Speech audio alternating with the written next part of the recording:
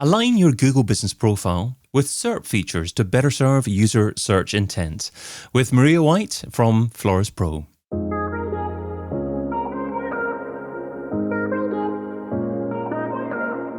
Brought to you by Majestic, I'm David Bain, and this is SEO in 2022.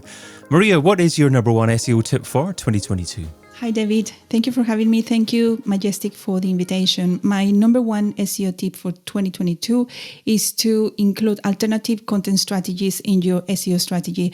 By that, I mean Google My Business, SERP features, image optimization, feature snippets, and there are plenty more of SERP features. However, not all of them are active. It is not possible to add all of them in an SEO strategy.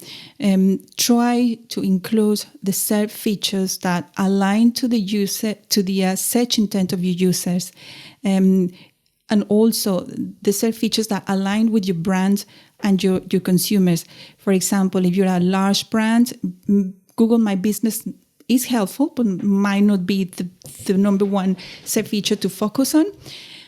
However, you could aim at a creative piece to aim as a feature snippet. Or, if you are a small business, Google My Business could be one of your main sources of traffic and leads in 2022. Understood. So essentially what you're saying is it's not just about the content that you produce and publish on your website, it's where that content is used on the SERP and how it looks on the SERP and what kind of user action is encouraged as a result of it appearing in the way that you intended on the SERP. That's correct. Normally, by experience, I used to focus my SEO strategies in the past on technical links and content, internal content, external content, work with influencers and all of that, because that's what everyone else said is the thing to do. And because it was kind of like a race against earning, gaining positions on the search engines and all of that. However, as the search result list evolved with time, we are noticing that the search result pages are changing and adapting results that align with search intent. And those results are mostly changing on based on the ways that consumers prefer to consume content and the way they behave online. So, for instance, if Google My Business, if you want someone in case of my clients is looking for a flower bouquet and they search flower bouquets Clapham or flower bouquets Burgess Hill, for instance, then it is likely that they're going to have that localized results, like the way the results are going to be presented for this type of search is going to be like a local pack followed by perhaps a social media post and then organic search listings. Sometimes, so if a small business has a good Google My Business strategy in place, then we can attract more traffic, more relevant traffic, and more leads from Google My Business than investing a lot of time, perhaps trying to work with a super big influencer that's going to bring us traffic, and we might improve visibility on organic results, but that doesn't mean that that's going to translate into sales for a local client or into an improved visibility on the local pack, etc. So, okay, understood. So there are sometimes more important and higher traffic generating places that your website can appear in than conventional organic results, especially with a local search result. And I want to say Google My Business. You want to say Google My Business, of course. And I interviewed Greg Gifford recently about Google My Business, but it's not Google My Business anymore. It's Google Business Profile. That's a bit annoying, isn't it? That's correct. The name change. But so many years working with Google My Business that even though that it changed last week, I still refer to it as Google My Business, but it's Google Business Profile. Absolutely. Yes. We're recording this in November 2021, just in preparation for 2022, but that's just the change that's happened. It's the same look and feel. It's the same interface that an SEO experiences, certainly. But I love your ideas of really focusing in on user experience based upon the SERP. So it'd be great to get maybe a couple of specific content opportunities that SEOs have where they can really impact using maybe featured snippets, maybe something to do with local results or other SERP features. So what pieces of content do you tend to focus in on at the moment, or recommend that your clients focus in on to best take advantage of this? And is there anything special that they have to do in order to start appearing in these local packs or other special SERP features? That's correct. So in order to appear on or win a SERP feature or have visibility on the local pack, if you're a small business, you need to know your audience. And for that, a good piece of information is to start a keyword research. What are the most popular search phrases? And then divide your keyword research into obviously informational, educational, all of that. Once you have that information plus your data from Google Analytics, and then you can start having an idea of what pieces, apart from Google My Business, and having a Google My Business strategy in place, what piece of content can you create to answer questions that your audience ask. For example, I have two examples, one for a small business and one for a large global trainers brand. So for the small business, obviously, Google My Business having products, a product section. Google My Business is not, let's remember that it's not having to put all of your website and all of your categories and all of your products in there, because then you're going to overwhelm your visitor, and therefore it's going to end leaving. Let's remember that people uses mostly Google My Business to find your opening hours, if you deliver information about delivery or information about your address. But if you in there, you have the opportunity to offer products that they are looking for, or some based on your keyword research and your information on Google Analytics of the most sold products. If you add those products in product sections in Google My Business, you have higher chances sometimes that when a customer goes there, see the product, is just there, easy to buy, easy to follow, therefore they buy straight away. So sometimes, many times I saw this with my clients, that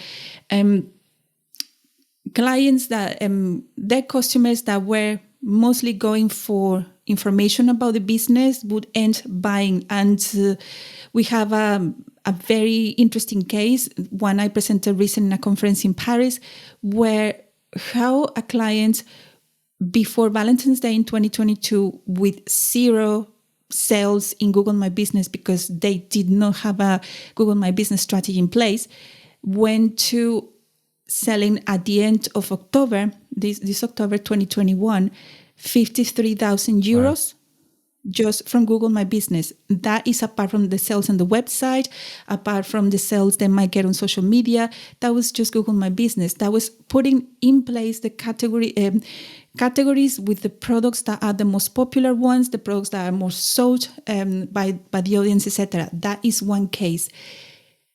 Now, for a large brand, a global brand that sells trainers. So I'm not allowed to mention this brand, by the way, but this was a brand I saw recently on a case study where this brand created a piece of content with the aim of earning links. So this was based on one of the most popular conditions in runners, which is pronation. So this piece of content that was aimed for links, essentially, it is so very well done, and in regards that this piece of content answers one of the most common questions asked by runners: what is pronation? And this piece of content not only answers what the customer is asking, but also shows there at the end of the piece. It kind of like also shows them like how the product is the answer to that condition. So this piece that was originally for link earning acquisition, it after a couple of years is still one of the main sources of traffic to that global brand. So that is how a piece of content also that answer one of the most common questions of a customer, and also puts the product in there and how the product can be the answer to your question, is also, how it is beautiful to see how an alternative content strategy applied to either a small business or a large brand can be more productive, can give you more leads, more traffic than sometimes obsessing over a few a few SEO strategies out there. I'm Sure, gonna no, be stoned absolutely, because yeah. I mentioned building. Instead of focusing on more conventional SEO, just trying to rank your pages, actually zeroing in on the key opportunities that have resulted from Google My Business / Google Business Profile. I still want to call it Google My Business. It's just a couple of very quick follow-up questions. So you mentioned a couple of products there. Is it possible to automate the appearance of your products using a feed in Google Business Profile? And are we getting to a stage where people are going to start buying on the SERP and not visiting a website? Yeah, what Google is doing, or the search result pages in the search engine how the search result pages are kind of evolving, adapting results that align to how the evolution of how the users prefer to consume content. And also, for example, in case of a gene study on a Gene Hendricks 2 years ago, a study I read on how, for example, if you type a gene and Hendricks, you're going to have Google Shopping, you're going to have a knowledge graph, and a series of various types of results. And then you're going to have the organic blue links after all of those visual results. Why is that? Because a purchasing decision, or the decision to consume content or convert, is mostly what influences that decision is a visual, most of the cases, a visual resource, or something that has there a call to action straight away, that doesn't have to make the consumer to have to go through the website, explore the content, is just there. So also what Google, I believe, is doing also is trying to emulate how the shopping journey starts. So when someone is thinking about, when a user now is, or a consumer is thinking of purchasing something, they don't think, I'm going to go to Google and find out this. No, where do they start a shopping journey? In Amazon. Why? Because they're going to type a brand, or they're going to type a product, and they're going to get just that, a list of products straight away without having to read and explore content and all of that. So I believe now the way the results pages are evolving is to align to how, again, people prefer to consume content, how they start a shopping journey, and attention span as well. So results are just there, quick, fast, there without having to explore a link or a brand. Also as well, for example, as well, I read a stat somewhere that people nowadays prefer what makes basically what influences to make a purchasing decision is a review, reviews, social media posts, etc., rather than a brand's content. Mm-hmm. So I think now, instead of focusing and obsessing over getting visibility and being number one, let's think, what does it mean number one for our consumers? Is it a result in the local pack? Is it perhaps investing more on I don't know, the knowledge graph or a feature snippet. What does it mean, number one, for our brand and for our consumers?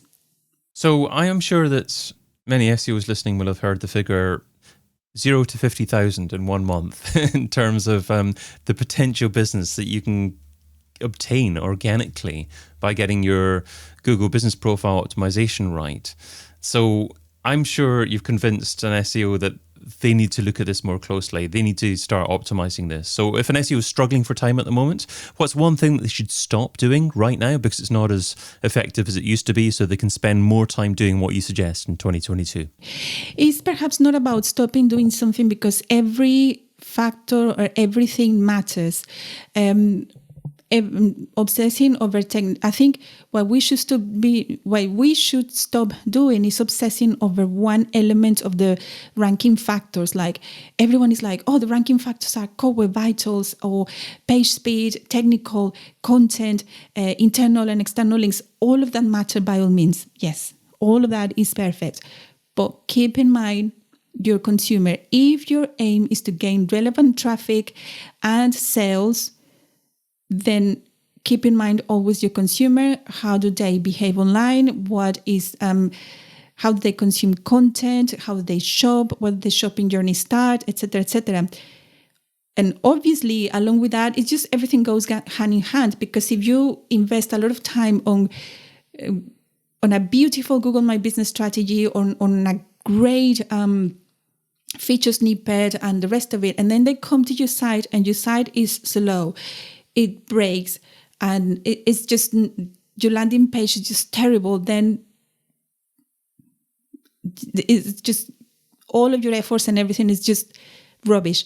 So no, it's just all elements matter. However, let's focus on what is relevant for our brand and for our consumers. And I say this because in case of my small businesses, for instance, for a few of my small businesses, it was more effective perhaps to have a Google My Business strategy in place and posting and creating Google posts regularly and updating the products and the categories according to the seasons, etc., than perhaps that brought far more traffic, relevant traffic, and far more leads than perhaps obsessing over chasing an influencer that was going to be more expensive and brought us a huge spike on traffic temporarily, but that traffic did not convert or did not buy.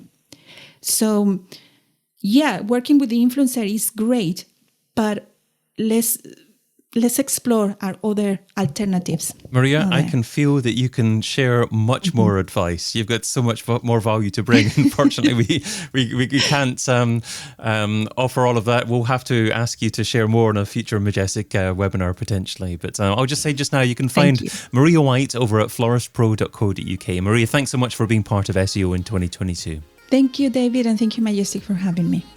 Check out the rest of the content from SEO in 2022 over at SEOin2022.com.